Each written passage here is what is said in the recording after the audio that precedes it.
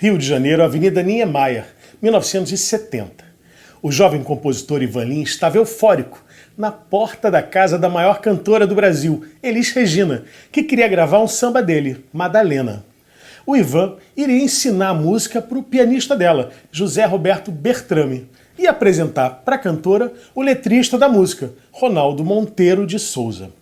Nessa época, a Elis estava casada com Ronaldo Boscoli, mas os dois estavam brigados. O Ronaldo tinha saído de casa. Quando a empregada avisou que tinham dois caras na porta, Ivan e Ronaldo, aparentemente a Elis só ouviu o nome do marido e teve uma reação explosiva.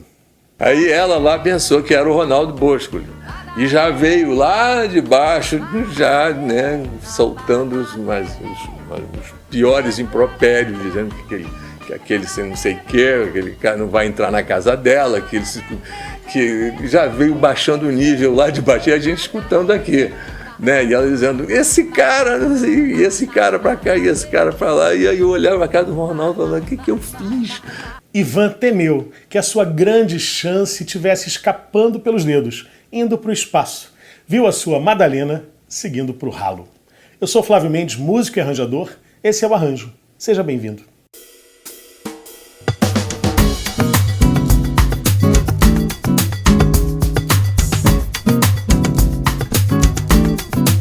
Se você está gostando de assistir aos episódios, pense na possibilidade de apoiar o Arranjo e assim contribuir para que eu continue a produzir os programas a partir de apenas R$10.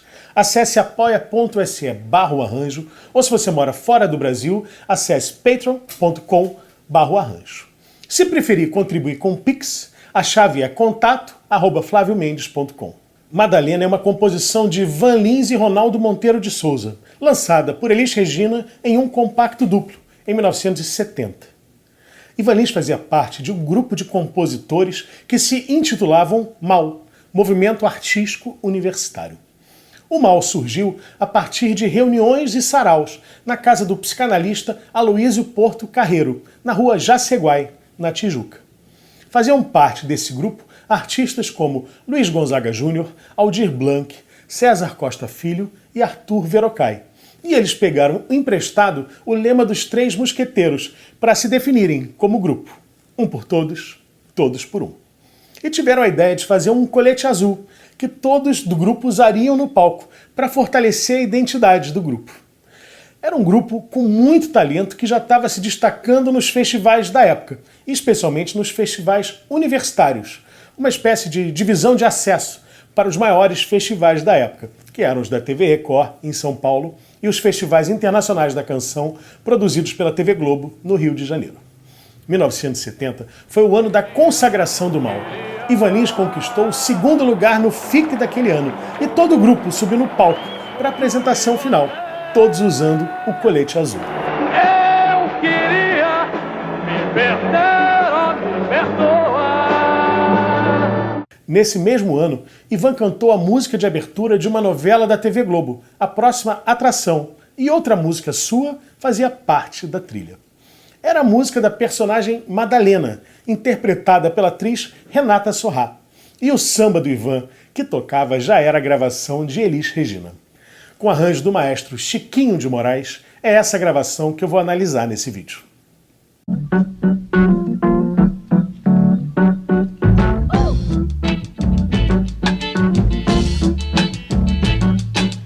As brigas entre Elis Regina e Ronaldo Boscoli eram famosas e começaram bem antes do casamento deles. Aliás, começaram antes mesmo dela estourar como grande artista nacional, depois do sucesso de Arrastão, no Festival da TV Excelsior de 1965.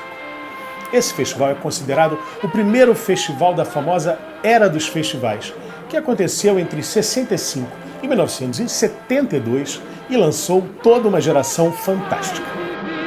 Ainda em 1964, o ano em que Elis veio de Porto Alegre com 19 anos, ela se apresentava com sucesso num show dirigido por Ronaldo Boscoli e Luiz Carlos Miele, no famoso Beco das Garrafas. Eu fazia programas na TV Rio, quando eu fui convidada para fazer um show no Beco das Garrafas, que era a sede da melhor música no Brasil na época. Isso foi em 64. Se apresentar no Beco era sinal de prestígio, Mas o dinheiro não era tão bom. E Elis começou a dar furos, a não aparecer nos shows, porque estava se apresentando fora do Rio por um cachê melhor. A Elis começou a receber os convites do Brasil inteiro, que queriam ver aquela menina. Então ela começou a faltar. Miele e Boscoli começaram a desconfiar das seguidas ausências e foram tirar satisfações com Elis, que confirmou que sim, estava faltando aos shows do Beco porque conseguia cachês melhores. Ronaldo Boscoli resolveu então riscar o nome de Elis dos cartazes do Beco, mas fez de uma forma que ainda fosse possível de ler o nome dela. Pegou uma lata de piche e, com a ajuda de um pincel, passou uma listra em cima do nome de Elis. E consta, dizem, que vem daí a gíria pichar alguém, ou seja, falar mal, xingar, maldizer. A Elis ficou com ódio mortal justificado da dupla, embora o autor da maldade fosse o Ronaldo Boscoli. Os anos seguintes acirraram as desavenças entre Elis e Boscoli. Ele chegou a propor para a então cantora iniciante Cláudia que fizesse um show chamado Quem Tem Medo de Elis Regina. Mas a Cláudia, fã de Elis, recusou. O programa de televisão que Elis apresentava junto com Jair Rodrigues, O Fino da Bossa, começou com a audiência lá em cima, mas com o tempo começou a perder fôlego. A direção da TV Record encontrou uma saída na própria emissora, convidando uma dupla de produtores cariocas que colaboravam com o programa do Wilson Simonal. Eram Miele e Boscoli. Chama o Miele e o Ronaldo. Falou, o quê? Miele e Ronaldo Boscoli, aquele bem de Golibelli. A Elis ficou indignada. Disse que não trabalharia com Boscoli, mas acabou sendo convencida pelo diretor musical do seu programa, Luiz Essa. Elis fez as suas exigências. O Miele é que dirige. O Boscoli pode até escrever, mas eu não falo com ele. Na saída de uma reunião na casa do Luiz Essa, em que Miele fez papel de pombo-correio entre Elis e Ronaldo, que não se falaram, Boscoli fez jus à sua fama de conquistador meio cafajeste e comentou com o parceiro: se ela olhar para mim, eu falo. Se me der bom dia, eu caso. E o que parecia completamente improvável aconteceu. No fim de 1967, Elis e Boscoli se casaram e foram morar em uma casa cinematográfica na Avenida Niemeyer, comprada pela Elis. Foi o Boscoli quem promoveu significativas mudanças no visual da Elis. Ele odiava o cabelo que ela usava, alto e cheio de laquê, e sugeriu um corte de cabelo bem curto, inspirado em Mia Farrow, então mulher de Frank Sinatra, o grande ídolo do Boscoli. Mudou também os figurinos e fez com que ela deixasse de usar sapatos de salto muito alto, que serviam para disfarçar a sua baixa estatura. Elis era uma gigante no palco, mas media pouco mais de 1,5 metros. Musicalmente, foi uma fase de amadurecimento de Elis. Com o fim da parceria com Jair Rodrigues, ela se aproximou do mundo musical do Boscoli. Roberto Menescal, o maior parceiro do Ronaldo Boscoli, foi convidado por Elis para ser o seu novo diretor musical, e eles fizeram grandes turnês pela Europa. A gravadora de Elis, a Philips, era uma multinacional holandesa e costumava mandar algum funcionário para recepcioná-la nas cidades da Europa em que ela iria se apresentar. Quando eles pousaram em Estocolmo, na Suécia, um cara de óculos grossos, fala mansa, sotaque francês, recebeu o grupo no aeroporto. O guia avisou que eles teriam a noite livre e falou que poderia levá-los num clube de jazz. Os músicos de Elis, Roberto Menescal incluído, não só toparam, como no meio da noite foram convidados a subir no palco para dar uma canja. Começaram a tocar música brasileira de forma jazzística e o guia não se conteve e tirou uma gaita do bolso e passou a improvisar lindamente com os músicos brasileiros, surpreendendo a todos. O guia gaitista perguntou se a próxima música poderia ser Blues Set, e o Menescal falou, claro, e avisou os músicos, Blues Set, do Toots Thielemans. Já no começo da música, caiu a ficha para o Menescal, e ele chegou perto do tal guia gaitista e perguntou, você é o Toots Thielemans? Com um grande gaitista belga, Elis e a banda brasileira gravaram em apenas uma tarde o disco Elis e Toots, que marca o ano 1969 em que Elis conquistou a Europa.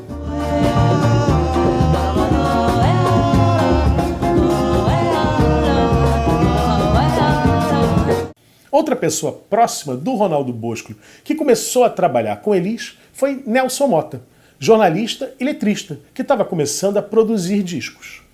Nelsinho Motta, como era conhecido por ser filho do advogado Nelson Motta, era uma espécie de discípulo, de seguidor do Ronaldo, desde que eles se conheceram.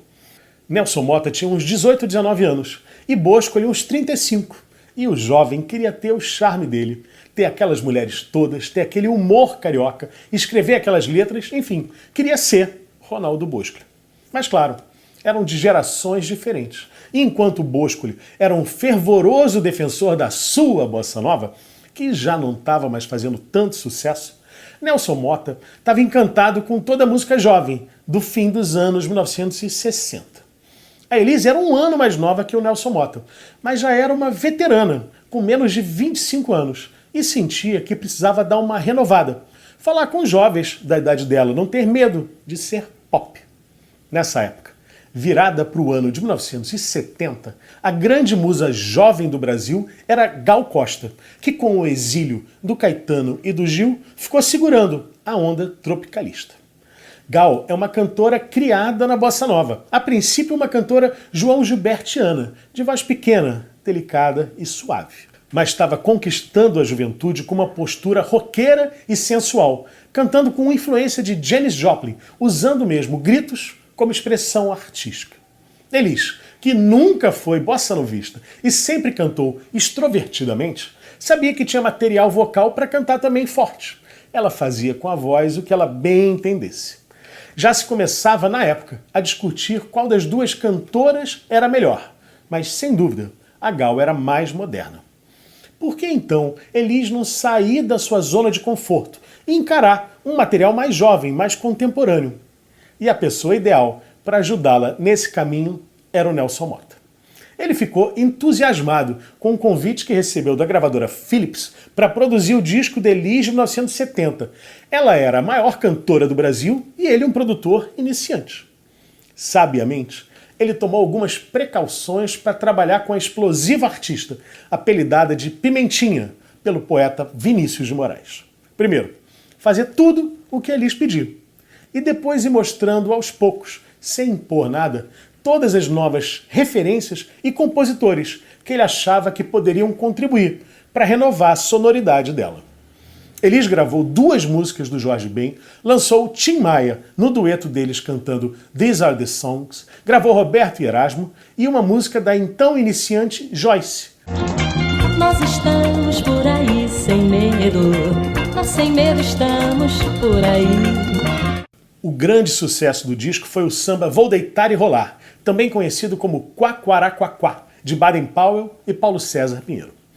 Essa música até parecia ser uma ameaça ao seu marido infiel. Aliás, o Bosco dizia que sempre achou que Elis cantava essa música para ele. E agora cadê você? Cadê que eu não vejo mais? Cadê? Pois é, quem te viu e quem te vê? Quaquaraquaquá, quem riu? Quaquaraquaquá, fui eu. Quaquaraquaquá, quem riu? Quaquaraquaquá, fui eu. Ainda sou mais eu. Pouco tempo depois do disco lançado, as atentas antenas da Elis e do Nelson Motta captaram sinais de um jovem compositor que vinha se destacando em festivais universitários. Numa tarde na gravadora Philips, Nelson Motta encontrou esse jovem, Ivan Lins, e perguntou se ele tinha alguma música para mostrar para Elis. Fiz uma fita com as 7 logo, né? Mandei assim tudo que eu tinha de melhor, do que eu... E meu parceiro na época era o Ronaldo Monteiro de Souza. Mandamos essa fita e onde continha a Madalena. E ela se encantou com a Madalena e mandou um recado através do Nelsinho Motta que a Madalena tinha sido escolhida e que ela tinha muito interesse em gravar no próximo disco dela. Tinha mais coisa nesse recado. A letra original da música era quilométrica e o Nelson Motta falou: "Ô Ivan, não dá para encurtar essa Madalena não?" Ivan e o parceiro passaram a tesoura em alguns versos. E Elis e o produtor notaram que tinha um petardo na mão. Não dava para esperar o próximo ano para gravar aquela música. Entraram logo em estúdio e gravaram imediatamente Madalena e outro samba do Baden na linha do Quaquaraquaquá, que é o Falei e Disse. E essas duas músicas, que fizeram parte do disco seguinte de Elis, Ela, de 1971, entraram em um compacto duplo com duas músicas do disco anterior, o que não era comum. Só pela capa do compacto já dá para ver qual era a aposta da gravadora. E Madalena foi um dos grandes sucessos daquele ano. O compacto vendeu mais que o Roberto Carlos. Elis estava feliz com a sua nova fase, mais jovem e moderna. Mas Bosco ele não estava gostando muito dessas mudanças e fazia piadas da ânsia de modernidade dela. O sucesso do disco Elis em Pleno Verão e de Madalena aproximou de vez Elis e Nelson Motta, e os dois acabaram se envolvendo. O Nelson Motta escreveu no seu livro de memórias, Noites Tropicais, como foi a reação do Bosco quando descobriu o caso dos dois. O velho fuzilou de bate-pronto no seu melhor estilo. Finalmente, Elis encontrou alguém à sua altura, Touché. Mesmo incendiado de raiva e de ciúmes dele, do alto dos meus 1,67 m, explodi numa gargalhada. Voltando lá para a história do começo.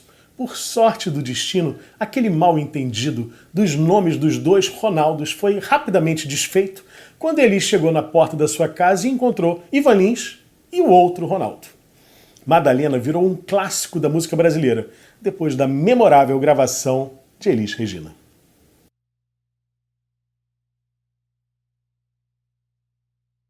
A melodia de Madalena é sincopada, como todo samba.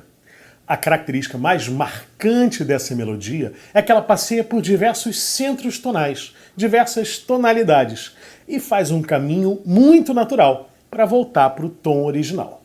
Madalena é uma canção muito sofisticada, com uma harmonia jazzística, como toda a obra do Ivan, e não por acaso, ele é muito gravado por jazzistas no mundo todo. A grande Ella Fitzgerald, por exemplo, gravou Madalena só 2 anos depois de Elis, e cantando em português. Madalena, o meu peito percebeu que o mar é uma gota comparada ao pranto meu. Na gravação de Elis, a melodia começa no tom de Ré maior.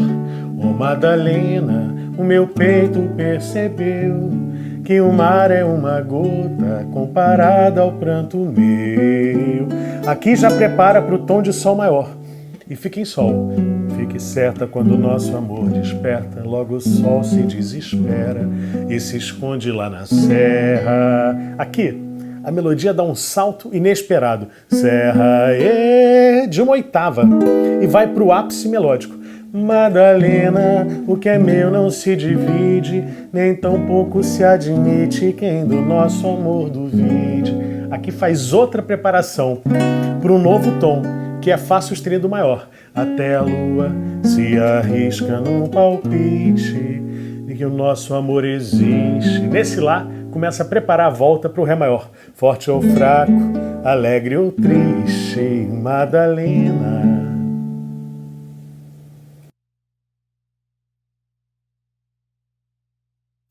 O swing da base dos músicos nessa gravação é muito interessante. Tem uma certa polirritmia nele. O riff do piano, que é da composição, é bem de samba, com antecipações na semicolcheia. O Ivan compôs assim, é a marca registrada da música. É só fazer esse riff que todos já sabem que vem Madalena. É um riff de piano, mas no violão é mais ou menos assim. Mas a levada do contrabaixo puxa a música para outro lado. É meio latina, meio jazz afro-cubano. É antecipada na colcheia e não na semicolcheia, como no samba. Ela é assim.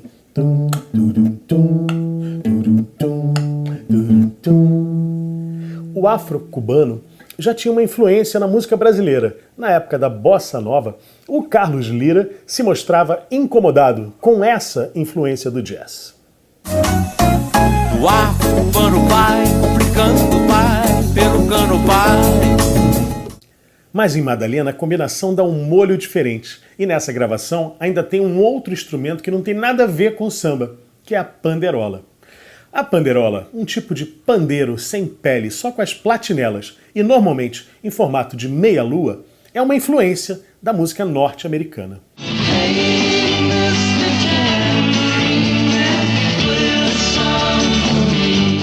Infelizmente, no disco não tem ficha técnica, não dá para saber quem foram os músicos que tocaram em Madalena. Só se sabe o piano, tocado por José Roberto Bertrami, grande músico, fundador do grupo Azimuth, que aprendeu a música com o próprio Ivan, naquele dia da confusão com os Ronaldos. Além do piano, baixo e panderola, a faixa tem bateria, um naipe de cordas arranjado pelo maestro Chiquinho de Moraes e um assovio, que faz uns solos dobrados com o piano. Madalena é uma música de 4 partes, de 8 compassos cada, A, B, C, D. Todas elas bem diferentes entre si, com todas aquelas modulações que a gente viu. A forma desse arranjo é introdução de 8 compassos, depois a música inteira, A, B, C, D, 2 vezes. Depois um intermezzo de 16 compassos e volta na parte C.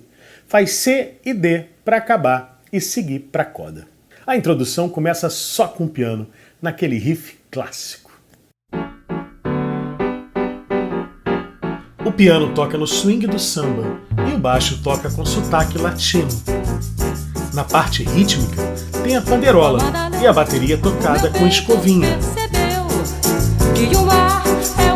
O piano faz acordes mais pro agudo na modulação e o baixo continua na levada latina. Quando nosso amor desperta, logo o sol se desespera. As cordas aparecem em uma nota com crescendo e fazem a base harmônica, a princípio mais no agudo. Mas depois ficam na região média.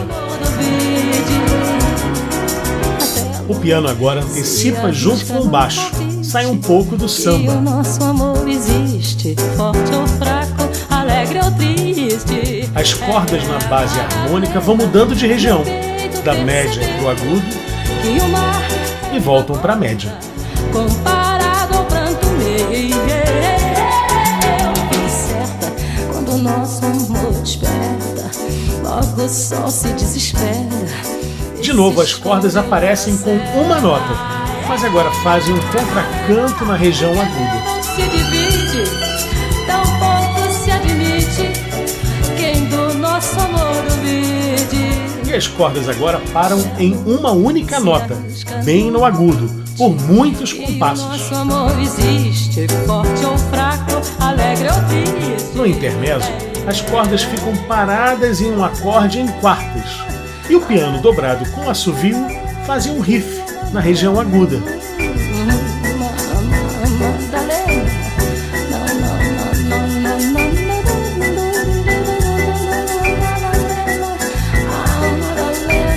Na volta da voz tem a mesma frase no agudo das cordas. Não se divide, é nem tão pouco se admite, quem do nosso amor duvide. E de novo nas cordas, uma única nota parada na região bem aguda. E o nosso amor existe, forte ou fraco, alegre ou triste. Na coda, as cordas ficam paradas num acorde em quartas, enquanto o piano dobrado com assovio faz frases mais soltas, sempre no agudo.